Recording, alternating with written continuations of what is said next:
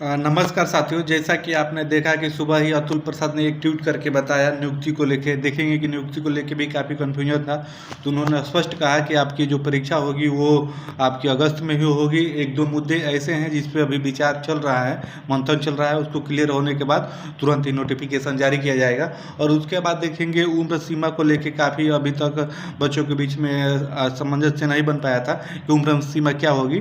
तो आप देखेंगे एक शिक्षा विभाग ने नोटिस जारी करके उम्र सीमा के बारे में बताया है, तो उसी के बारे में इस वीडियो में बात करेंगे। तो आप अच्छे से बने रहिएगा और देख लीजिएगा, समझ लीजिएगा। ये आज ही के डेट में जारी हुआ है। तो सबसे पहले आइए यहाँ पे देख लेते हैं। तो यहाँ पे देखेंगे कि बिहार राज्य विद्यालय अध्यापक नियुक्ति हस्तांतरण अनुशांसिक कार्रवाई सेवा शर्त नियमावली 2023 नियम 5 के 5वें में निम्नलिखित प्रावधान किए गए हैं, उसी के बारे में देखेंगे। तो पहले नंबर पे देखेंगे दिया गया है नियुक्ति के लिए आयु की गणना नियुक्ति वर्ष की 1 अगस्त को आधार मान के किया जाएगा।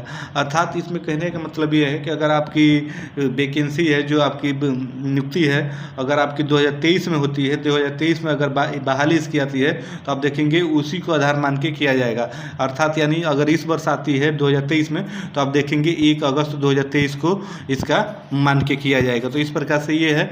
उसके बाद आगे इसमें देखेंगे तो इस नियमावली के प्रयुक्त होने के पूर्व पात्रता परीक्षा में उत्तीर्ण होने वाले प्रशिक्षित अभ्यर्थियों को इस नियमावली से प्रयुक्त होने के पश्चात नियुक्ति के प्रथम संव्यवहार में अधिकतम आयु सीमा में 10 वर्ष की छूट दे होगी।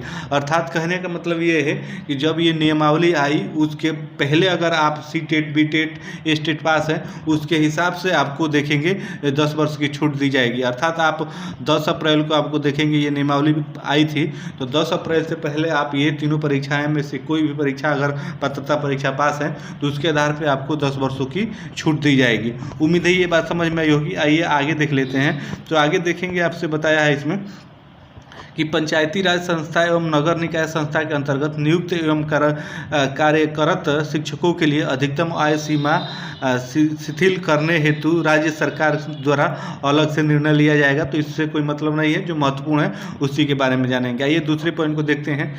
इस नियमावली के प्रयुक्त होने के पूर्व बिहार विद्यालय परीक्षा समिति द्वारा माध्यमिक शिक्षा पात्रता परीक्षा यानी STET का आयोजन वर्ष 2019 में किया गया था, जिसमें वो आयु की गणना आप देखेंगे 1/8/2019 के आधार मानकर ही किया गया था।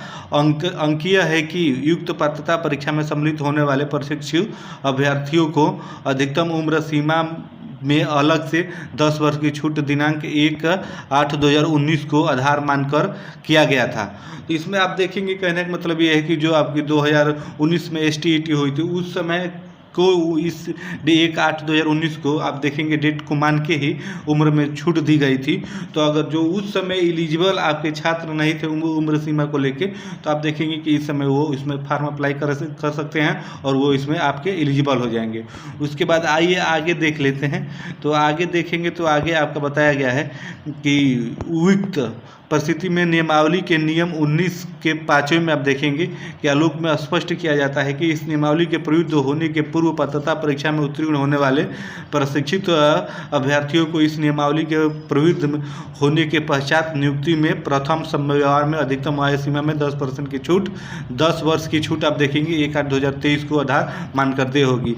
अर्थात मैंने आपको पहले ही बताया कि जो अगर आप 10 अप्रैल जो नियमावली आई उससे पहले अगर आप पास हैं, तो उसके आधार पे आप देखेंगे 1/8/2023 को आधार मान के आपको 10 वर्ष की छूट दी जाएगी। यही इसमें आपका बताया गया। उसके बाद आगे देखेंगे कि STET 2019 में उत्तीर्ण प्रशिक्षित अभ्यर्थियों को इस नियमावली के अधीन नियुक्ति के प्रथम संव्यवहार की अधिकतम आयु सीमा में 10 वर्ष की छूट दिनांक 1/8/2019 के आधार पर मानकर ही होगी। अर्थात मैंने पहले ही आपको बताया कि अगर आप 2019 में STET पास है, तो आप देखेंगे कि उसी समय की जो आपके डेट है 1/8/2019 उसी को आधार मान के आपको उम्र सीमा में छूट दी जाएगी।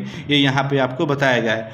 उसके बाद आगे तीसरे पॉइंट के देखेंगे तो पंचायती राज संस्था एवं नगर निकाय संस्था अंतर्गत आयुक्त एवं कार्यरत शिक्षकों के लिए अधिकतम आयु में निमित्त एवं यह निर्णय लिया जाता है। इसके संदर्भ में अधिकतम आयु सीमा में आप देखेंगे शिथिल रहेगा। तो अर्थात कहने का मतलब ये है कि यहाँ पे उम्र सीमा को जो लेके आप देखेंगे असमंजस अभी छात्रों के बीच में बना था, तो वहाँ पे अभी शिक्षा विभाग ने ये नोटिस जारी करके आपको बता दिया गया है। तो अगर इस आप नोटिस को अच्छे से देख लेंगे, समझ लेंगे, तो आपको आसानी से समझ में आएगा। और ये आपको नोटिस चाहिए तो आप हमारे टेलीग्राम और व्हाट्सएप ग्रुप दोनों से जुड़ सकते हैं, वहाँ पे हमने इसको प्रोवाइड कराया हुआ है, आप वहाँ से आसानी से इसे देख सकते हैं।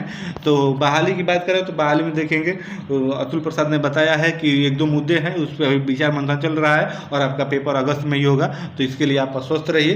तो आपको यही इसमें जानकारी देनी थी। तो फिर मिलते हैं नेक्स्ट वीडियो में, तब तक के लिए आप सभी को जय हिंद, धन्यवाद।